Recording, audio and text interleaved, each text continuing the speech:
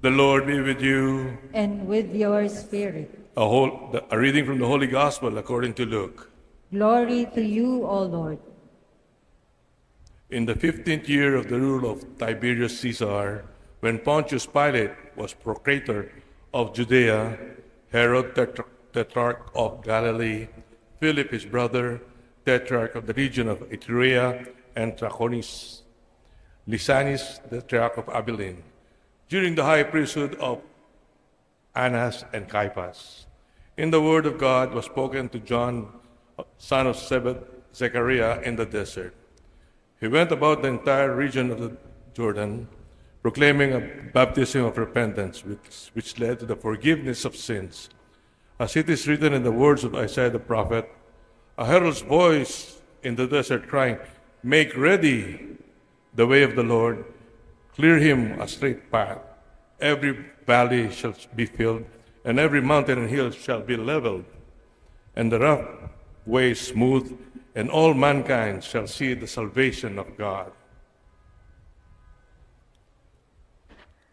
The Gospel of the Lord. Praise to you, Lord Jesus Christ.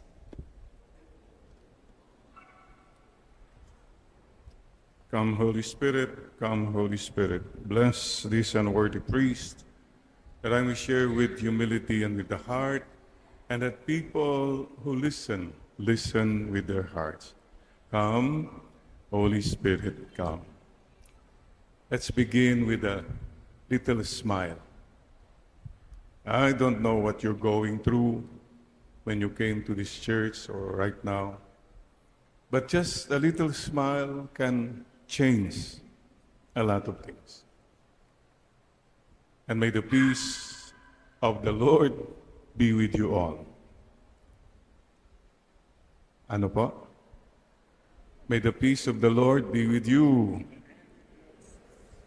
With a smile. Let's level up.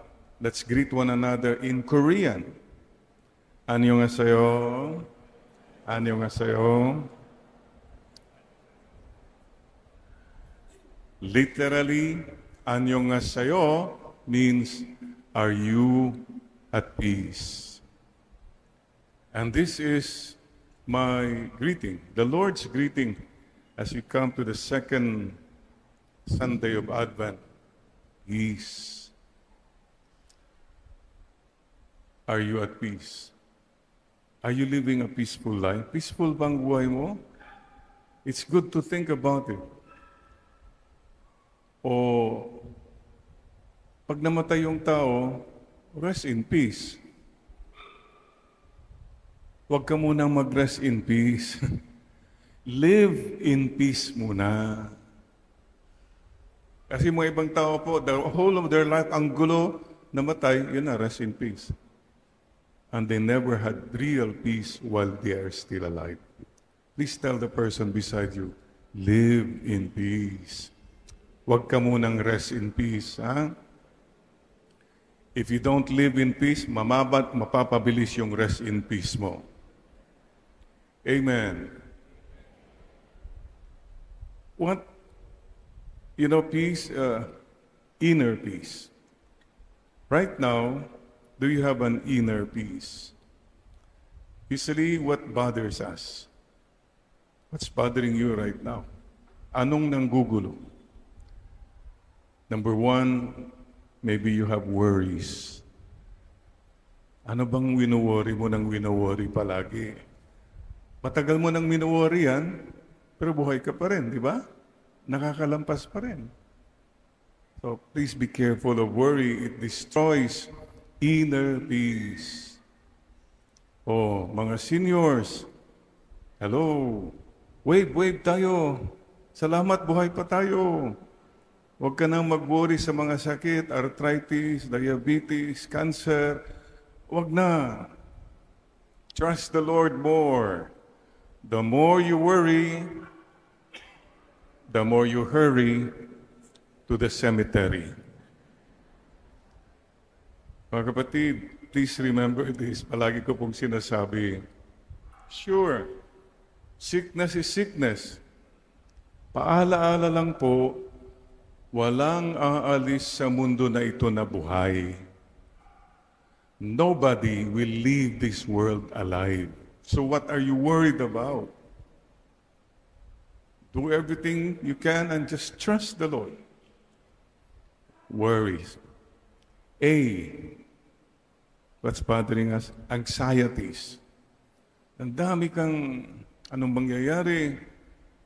Baka, ang dami. Angst, separation, anxiety. Paano kung wala na siya? Baka mawala siya. Kami pa rin ba? Naku, ang dami talaga. Marami tayo mga anxieties. Anxieties is all about the future. What will happen, etc. Leave the future in God's hands and you'll have peace.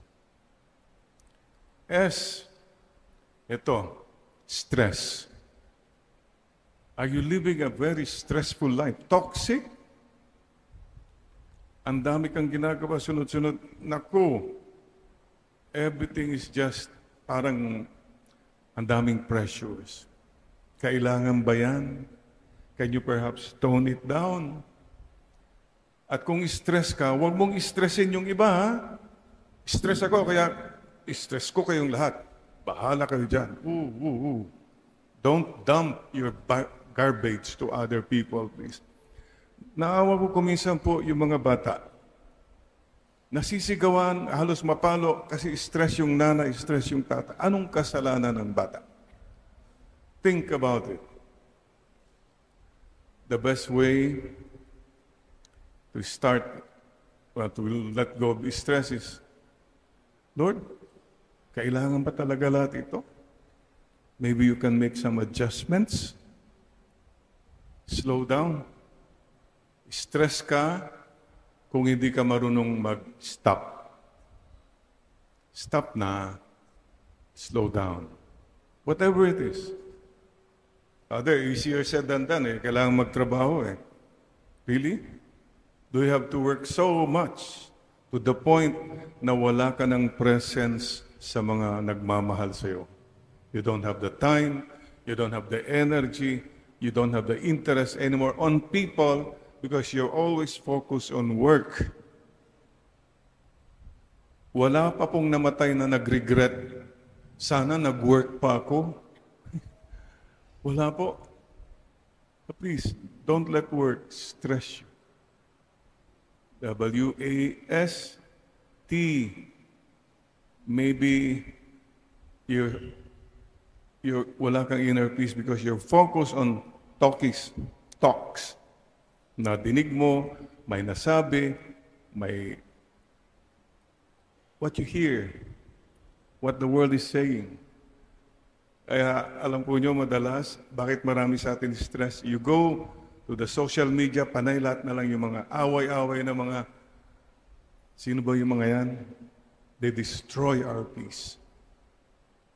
Issues. Naku, kailangan you're on top of every issue. And you have the right opinion about everything. Wow. Stop. Try to step back. Step back. The world will go on without you, without me. Believe me. So if you say, I'm just a little voice, but I'm not the biggest voice. I'm not the brightest. It's okay to step back. Hindi ka lang ikaw palaging sumasama. That you have to know everything about everyone. Step back. Less stressful po. Subukan po niyo magsimba na nasa likod ka. Parang wala masyadong stress. Or you go to the bus, sa harap ka, naku, we were in Vietnam. I was in the front of the bus as a chaplain. After 1 hour, I gave up. Hindi na, high blood ako. Nakikita ko how those motors are. So I stepped back. I can't take it. I was more peaceful. The bus went on, you know what? Everything went on without me in front. Ganun pala. Step back. And the third way to handle stress is step aside. Sige po.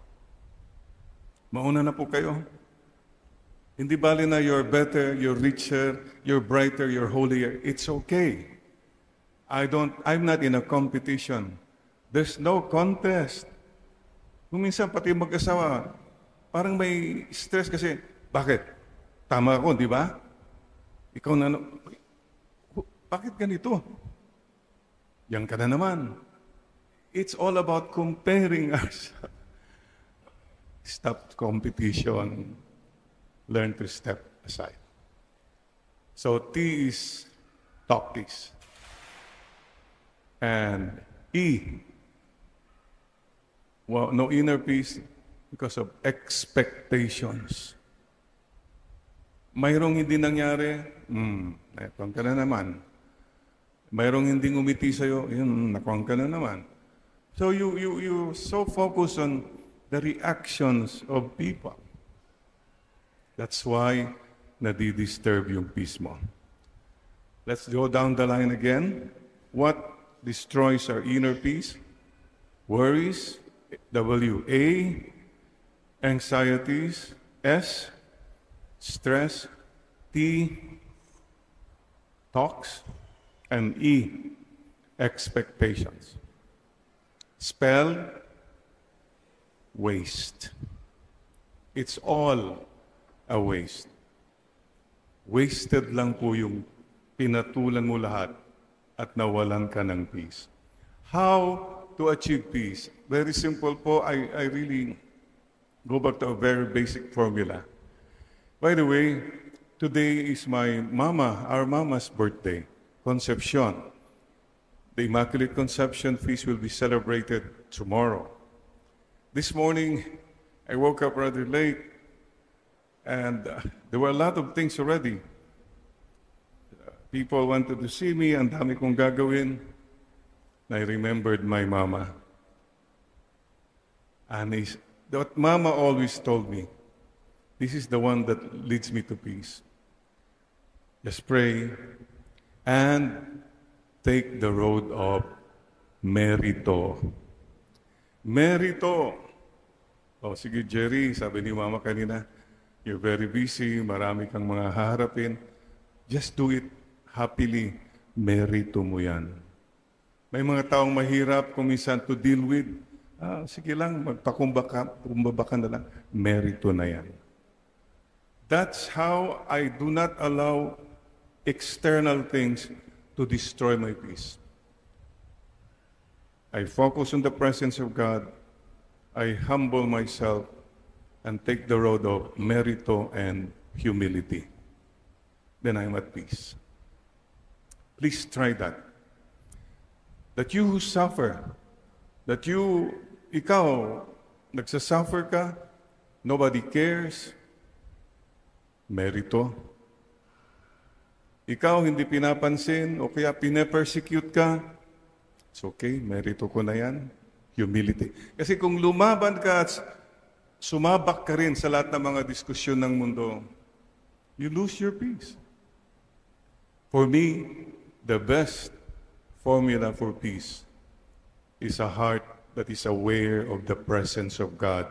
And the presence of God will lead you to the way of humility and peace. Think about it. Listen to the Lord. It's interesting in the gospel today. Lahat ng mga sikat nung panahon ni Jesus, they were mentioned. Sila, yan. Like, these were the Herod, Philip, the Tetrarch, and sino pa? Lysanias, Annas, Caiaphas. Big names. But they're hardly remembered. They hardly matter. Listen to the Lord, not to personalities around us. Then you'll have peace. That's my wish for all of us. So, focus on the gem. God encounter moments. Kanina, nagme-medyas ako. Naalala ko si Mama. Noon, sabi ni Mama, Jerry, butas yung medyas mo. Bayaan mo na lang. Gamitin mo muna yan, pwede pa yan. These are the little things that I remember. but they lead me to humility and peace. O kanina, I put my panyo in my pocket.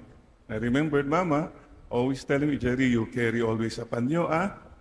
Yes, Mama, and your rosary.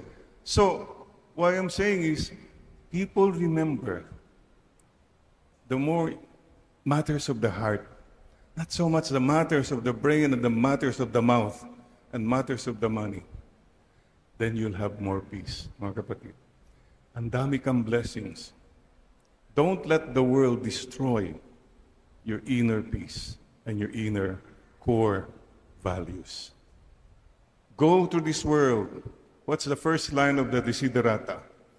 Go placidly amidst the noise and the haste, and encounter what there may be in silence and peace. So mga kapatid, wishing you all a peaceful life and be instruments of peace. Sana po we remember the driver's prayer.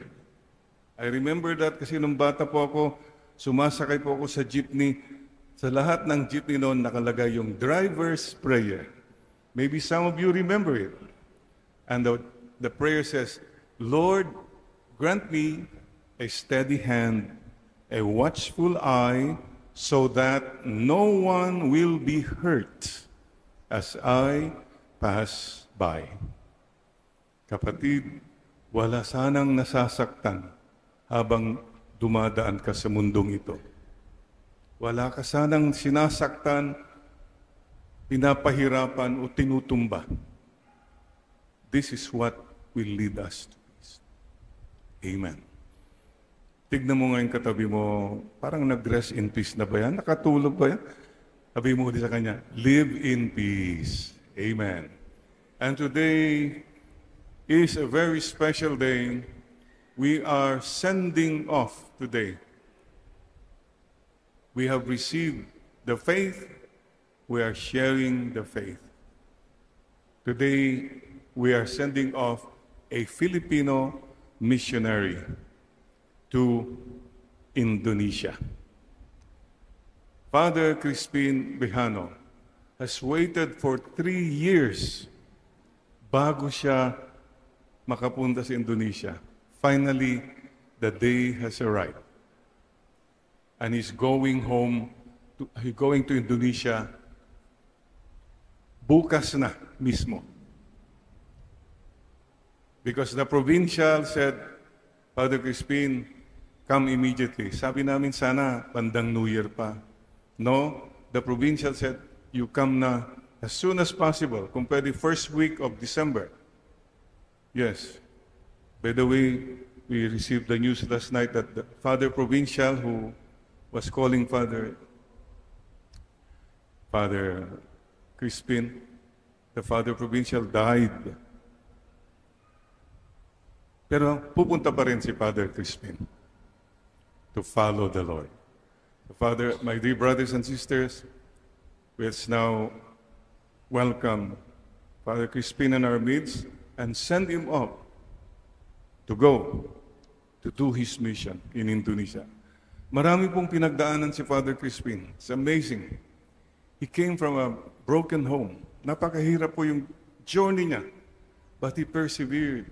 He worked hard, studied hard. He became a professor on his own.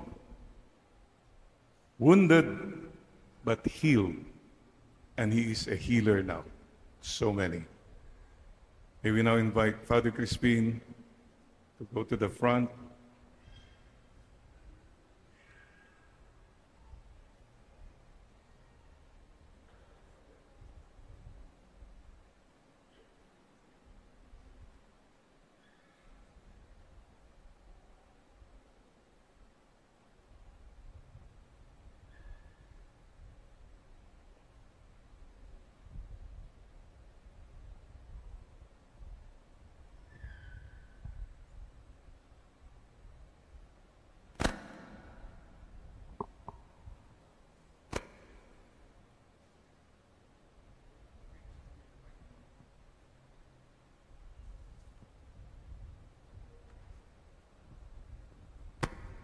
Brothers and sisters, I invite you now, stretch forth your hand to Father Crispin over Father Crispin.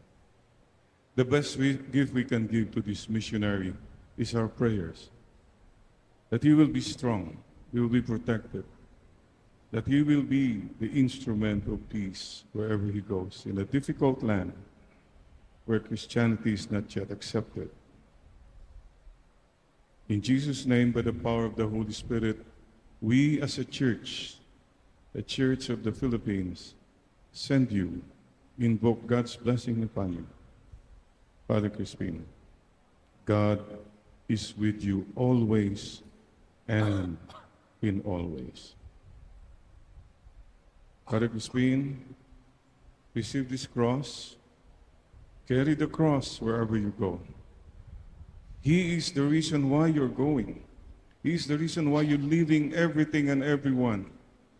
Even if you wanted to stay, but yet, because of your love for Him, yes, Lord, I will follow you. I will leave everything and everyone. But Jesus is never, ever gone. Always with you. Behold the Lord, the cross, your companion in all your travels, in all your undertakings. Behold the cross, your companion in your sickness, in your loneliness, in your difficult times. Embrace the cross. Your companion in life, your companion in death. We send you off with the Lord blessing you and the Lord going with you. Father Crispin.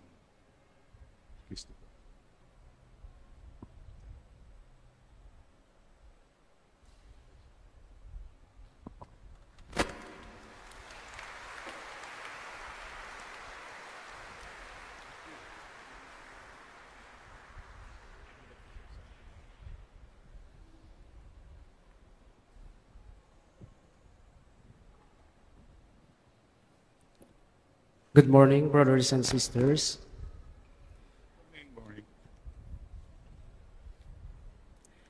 Kapag plano ng Diyos, walang pwedeng humadlang, walang pwedeng humarang. Ang plano ng Diyos ay magkakaroon ng katuparan ayon sa takdang panahong Kanyang inilaan. February 8, 2020, after Taal volcano eruption sa Tagaytay, bago ang COVID, yun po yung day of our ordination dito sa lugar na ito, in this shrine.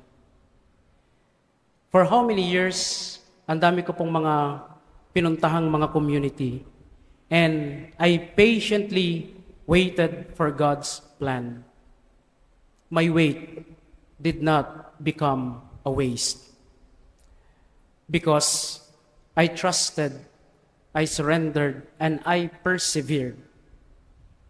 That's why, sa akin pong paghihintay para sa, while processing the papers, para sa pagdating ng visa, I learned 3 important things as my guides while waiting. There are 3 W's. First is waiting with worship. Waiting with worship is very important. Sapagkat marami pong mga temptations along the way. Marami pong mga pumapasok na kung ano-ano sa isip. It is also the same thing with us. During this Advent season, we are waiting for the coming of the Lord. We just celebrated Christ the King. And now we are waiting for a very important and the most significant celebration. Waiting with worship, kahit na maraming mga circumstances, mga mahihirap, still, pinapaimbabaw ang kabutihan at kapangyarihan ng Diyos. Waiting with worship will help us all kapag mayroon tayong mga hinihintay para mas mapalalim natin yung atin pong patience sa paghintay sa kung anuman ang plano ng Diyos sa buhay natin. Second W that I learned is watching with wisdom. Hindi lang yung basta naghihintay, kung hindi we need also to watch with wisdom. And how do we watch with wisdom? We pray. We read the words of God. We avail the sacraments. Very important sa atin pong paghihintay, we need to fill our minds with God's wisdom. Sapagkat ang dami-dami pong tinig na pwede nating marinig around, na pwedeng maglihis sa atin sa kung ano ang plano ng Diyos na makabubuti sa atin. That is why, ito yung pinakauna, ito yung gusto ko, ito yung sinundan ko na natili ako ditong tapat kahit na anong mangyari. I watch with wisdom. I prayed to God na ito nga talaga ang kanyang kalooban. And aside from that, I ask and I sought His guidance through His words.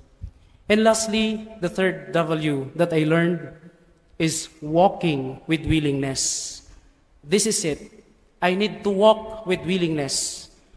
Kung minsan, we have the tendency, medyo atubili tayo. Meron tayong mga tendency na ayaw na natin. And kahit na pumunta tayo kung minsan, napipilitan lang tayo. At mahirap yung napipilitan lang sa pagsunod sa kung ano ang nais ng Diyos sa buhay natin. Sapagkat ang pilit na pagsunod ay hindi magbubunga ng kasiyahan at kaligayahan sa puso ng tao. Out of it, if we are willing to walk according to the will of God, magkakaroon tayo ng totoong inner peace. When we surrender to God's will, and it requires willingness to let go of control, kung minsan gusto pa nating i-control yung mga situation, but dapat mas manaig at mangibabaw ang kapangyarihan at kalooban ng Diyos. My dear brothers and sisters, as I go for my first mission assignment, matagal man ang paghintay. Father Jerry mentioned a while ago, Merito. Ang akin pong baptismal name ay Merito. It is grace. It is merit. That is why I always thank the Lord na kahit na alam kong hindi ako karapat-dapat sa paglilingkod na ito, God allowed me na maging pare. Kahit napakahirap at ang daming mga pinagdaanan, pero ang Diyos ang siyang nanaig. Ang kanyang kalooban ang siyang napangyari sa aking buhay. That is why I keep asking your prayers. At nagpapasalamat po ako, lalo tigit sa SVD Central Province, at ang amin pong bahay dito, the Mission House, ang amin pong minamahal na tatay, si Father Jerry Orbos, si Father June Ocampo, lahat po ng mga staff dyan na mapagmahal at maalaga sa mga missionaries na dumarating at umaalis. Maraming salamat po. Sa akin pong mga minamahal na kababayan, naririto po ang ilan sa kanila. Just to grace this occasion, ang akin pong mga minamahal na kapatid sa St. Bartholomew Parish, San Manuel, Pangasinan. People that I encountered, people who supported me. Thank you so much. I put my trust under the mantle of the Blessed Mother's protection. At nawa po, huwag niyo po kaming kalilimutang patuloy na ilakip sa inyo pong mga dasal. Praise be Jesus Christ. To God be the highest glory. Amen.